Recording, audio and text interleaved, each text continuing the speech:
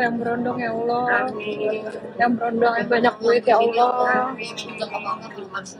Rumahnya di Menteng, Pondok Indah ya Allah. Aku juga punya rumah ya Allah. Amin, amin. Yang sayang sama aku, sayang sama aku ya Allah. Berondong ya Allah.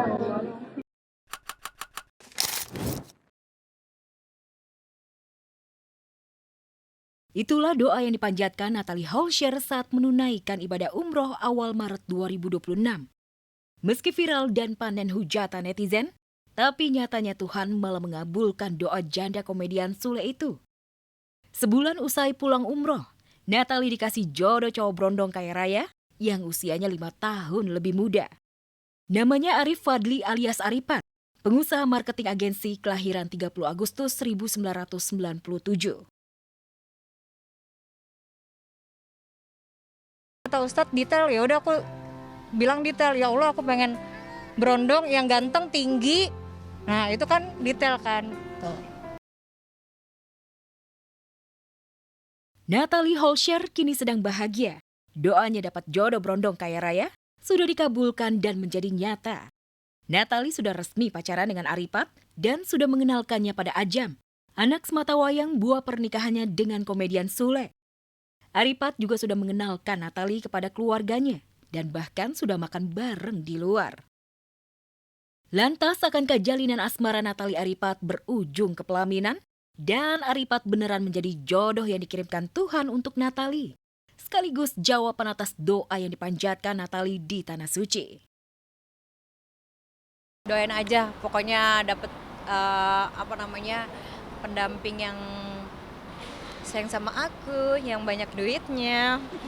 Aku juga banyak duit, kaya raya, kaya hati, semuanya kaya. Amin. Sejak cerai dari Sule pada 10 Agustus 2022, Natalie sudah beberapa kali menjalin hubungan dekat dengan sejumlah pria. Sebelum dengan Aripat, Natalie pacaran dengan Richard Revanov. Tak mau kalah dengan Natalie, Sule juga sudah punya jodoh Santika Fauzia. Bahkan Sule sampai minta didoakan Ajam supaya bisa nikah lagi. Nanti Ajam doain kalau ayah nikah lagi.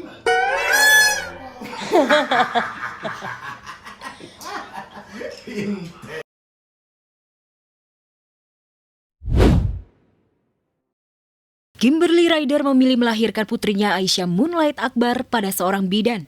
Alasan yang sebenarnya bukan karena keterbatasan finansial, melainkan ketidakpercayaan terhadap sistem rumah sakit di Indonesia. Ia mengeluhkan biaya yang membengkak dari rencana normal 20 juta rupiah menjadi 60 juta rupiah. Pengakuan ini didasarkan pada pengalamannya melakoni persalinan. Yang kalian pikirin kebanyakan daripada puluhan juta kita keluarin jadinya cuma 2,5 juta doang di bidan. Lebih dari itu, saat menikah dengan Edward Akbar, netizen juga mengkritik gaya hidup sederhana yang dipilih Edward untuk keluarganya. Salah satunya dikaitkan dengan pilihan Kimberly untuk melahirkan di bidan. Mendengar soal rumor tersebut, Kim pun angkat bicara. Perempuan 33 tahun ini mengungkapkan bahwa pilihan untuk melahirkan dengan proses persalinan normal di bidan adalah keputusan bersama.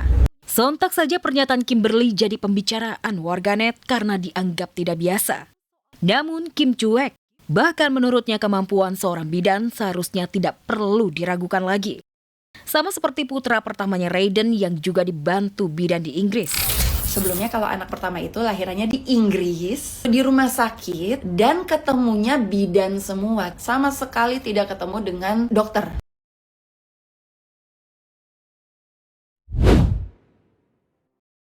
Barangkali inilah momen paling ironis. Di balik bahagia perayaan ulang tahun, tapi Karina Ranau menandainya dengan perayaan yang serba lirih dan syarat memori dengan lelaki yang sudah meninggalkannya, almarhum Epy Kusnandar.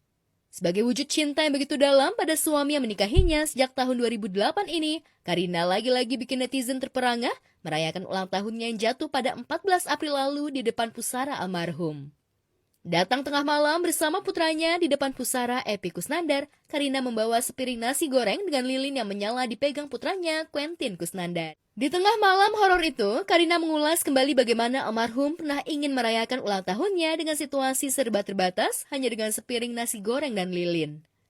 Ya, sebelum wanita yang usianya sudah menginjak 43 tahun ini merayakan ultah syarat memori di depan pusara almarhum suaminya, sebelumnya si bungsu Quentin juga sempat memberi kejutan ultah dengan cara yang unik.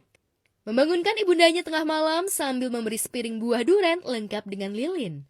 Lantas benarkah sang putra berusaha mewakili almarhum ayahnya yang terbiasa memberi kejutan unik untuk ultah sang istri?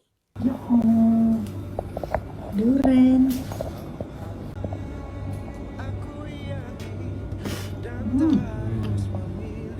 Saya emang Ratu Duren, jadi tahu Kiyu seneng banget bawain bunda tuh, paling seneng dia kalau dibawain duren.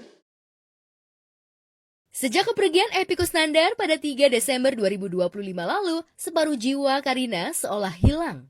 Ia rapuh dan melankolis, memorinya masih begitu kental melekat bersama pemeran Kang Mus dalam sinetron preman pensiun ini. Ia tak peduli jika tindakannya mendatangi makam almarhum yang tak kenal waktu dan cuaca jadi gunjingan cibiran netizen. Lantas benarkah di momen pertambahan usianya, Karina masih belum bisa move on dari kehilangan almarhum? Lantas apa makna di balik perayaan ultah kemarin? Bukan pengen pansos atau pengen apa gitu, cuman pengen aja momen ini saya tidak ingin terlewatkan. Ini hanya benar-benar tulus cara saya membahagiakan diri saya. Mungkin nanti sebentar lagi ulang tahun Papi tanggal 1 Mei. Lalu ulang tahun Kiyu tanggal 12 Mei. Lalu akan ada momen-momen, setiap momen-momen yang biasa kami lewati, aku ingin masih bareng gitu sama Papi gitu. Kalau kita sampai menang kalian kaget, kalau kita kalah, ya. Ayu Ting Ting dan Hesti Purwadinata harus menerima kekalahan saat bertanding badminton melawan Luna Maya dan Cinta Laura di acara Sportif Plus yang digelar buah kerjasama RCTI Plus dan TS Media. Namun meski kalah dengan skor cukup jauh, keduanya justru menanggapi dengan santai dan penuh canda. Sejak awal Ayu dan Hesti memang tak menargetkan kemenangan. Wah, rupanya kali ini doa Ayah Rojak yang biasanya terwujud kini jauh dari kata manjur nih. Banyak kan topoki. Ya. Walaupun poinnya habis di kita. Tapi kan kita memang dari awal tidak diandalkan kan. Jadi ya kita nggak ada beban-beban. Gak ada beban. Kalau kita sampai menang kalian kaget. Kalau kita kalah, ya gitu. Yang tak kalah lucu, penampilan Ayu dan Hesti juga dikomentari oleh Ayah Rojak yang hadir bersama Umi Kalsum untuk memberikan semangat. Ia bahkan memberikan julukan unik untuk Ayu dan Hesti, yakni dua leyor atau dua lemes. Kata ayah, Dua loyor. mulai besok ayah namain kalian dua leor. Dua leor tuh dua lemes gitu tenaganya. Gak apa-apa, kita akan kembali di tahun depan dengan tenaga yang jauh lebih kuat. Rematch lagi aja kalau pernah. Lawan apa aja sih lawan orang tua, gak kasih tahu. Duraka. Meski kalah, Ayu dan Hesti siap menekuni olahraga badminton. Bahkan nama keduanya yang tampak makin kompak ini juga sudah dipersiapkan oleh Ayah Rojak. Lantas, benarkah Ayah Rojak bakal menjadi sponsor tunggal Ayu dan Hesti dalam olahraga badminton berikutnya? Ya Allah, Ayu mainnya udah semangat sih, pada semangat alhamdulillah. Apalagi lawannya cukup lumayan ini. Ayu kan baru sekarang ini bisa megang bola.